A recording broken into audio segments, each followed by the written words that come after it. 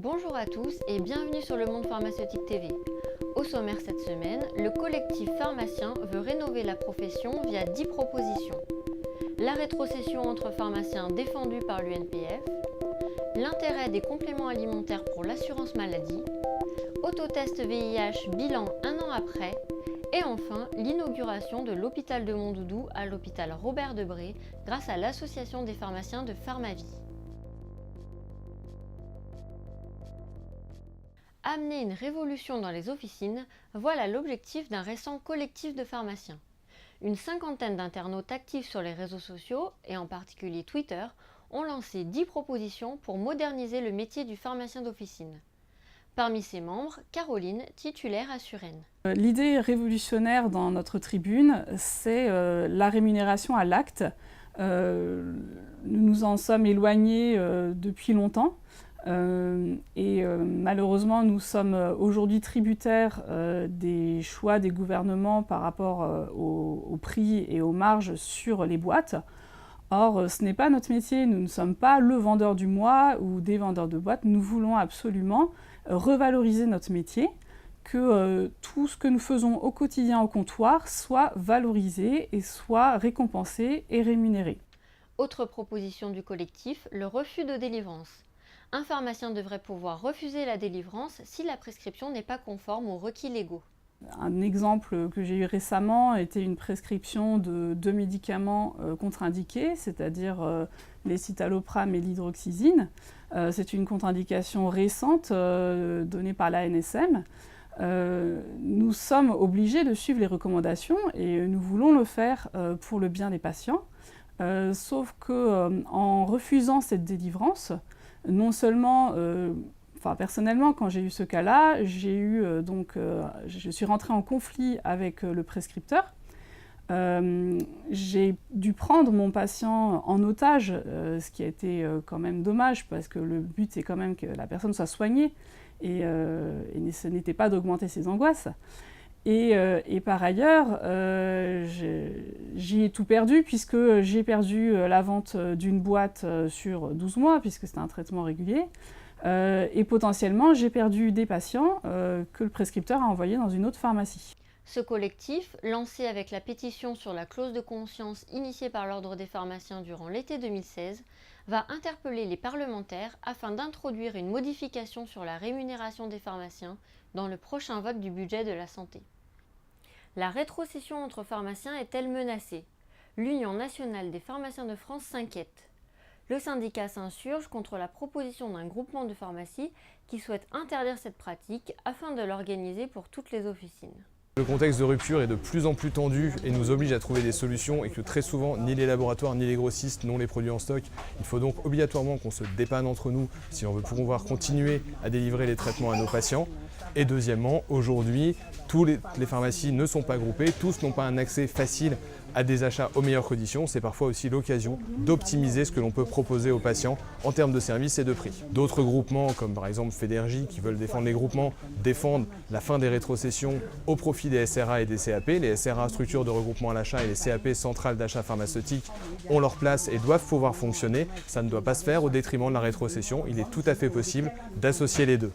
L'UNPF s'est déclarée en faveur d'une mutualisation des fonctions support pour améliorer l'économie officinale, mais en aucun cas au seul bénéfice des groupements. Pour défendre l'officine, il nous faut clairement défendre la rétrocession. Nous avons été heureux de voir que l'UDGPO nous soutenait dans ce combat et nous avons donc remarqué à Fédergie que nous ne partageons pas son opinion et nous souhaitons que l'ensemble des syndicats de pharmaciens d'officine nous rejoignent pour stabiliser et maintenir la rétrocession de façon à ce qu'elle soit efficace, encadrée, tracée et sûre. À quelques semaines du vote du PLFSS 2017, l'UNPF souhaite maintenir la pression auprès des parlementaires pour préserver ce système cher aux pharmaciens. Prévenir plutôt que guérir grâce aux compléments alimentaires, c'est la promesse de Synadiet, le syndicat national des compléments alimentaires. L'organisation a réalisé une étude sur l'intérêt de ces produits sur la préservation de la santé de la population et sur les dépenses de l'assurance maladie. C'est le cabinet Asterès de l'économiste Nicolas Bouzou qui a été choisi pour réaliser l'étude. Son travail a été de quantifier l'impact que pouvait avoir une augmentation de la consommation des compléments alimentaires dans certaines pathologies. Par exemple, la DMLA, c'est par exemple le cholestérol, c'est par exemple l'ostéoporose. Et ce que l'on arrive à montrer, c'est que pour ces pathologies, je pense en particulier à l'ostéoporose et aux complications vasculaires qui sont liées à l'excès de cholestérol, la prise de compléments alimentaires, la supplémentation, la suppression des carences en calcium, en vitamine D, la prise de levure de riz rouge, tout ceci peut amener à réaliser des économies de plusieurs centaines de millions d'euros sur les dépenses de santé. Par exemple, sur les maladies cardiovasculaires, on peut avoir des chiffres qui dépassent 500 millions d'euros. Pour l'ostéoporose, on peut aussi avoir des chiffres qui dépassent 500 millions d'euros. Pour la DMLA, c'est plusieurs centaines de millions d'euros. Donc vous voyez qu'en consommant au fond davantage de compléments alimentaires, on peut avoir des effets sur les dépenses de santé qui sont des effets importants, mais qui en plus sont des effets très sains, c'est-à-dire que ce sont des effets qui durent sur le long terme. Environ 20% des Français consomment des compléments alimentaires. Les femmes en sont de loin les premières consommatrices. Certains professionnels de santé sont toujours sceptiques au sujet des compléments alimentaires. C'était le cas de Pascal Modaille, médecin nutritionniste. J'ai beaucoup évolué sur les compléments alimentaires. Au départ, quand je me suis installée, j'en conseillais pas parce que je ne voyais pas l'intérêt, j'avais l'impression que c'était inutile. Et puis je me suis rendu compte que les gens réclamaient, ils me disaient « Docteur, vous n'avez pas quelque chose à me conseiller, un petit truc léger, quelque chose qui va m'aider ?»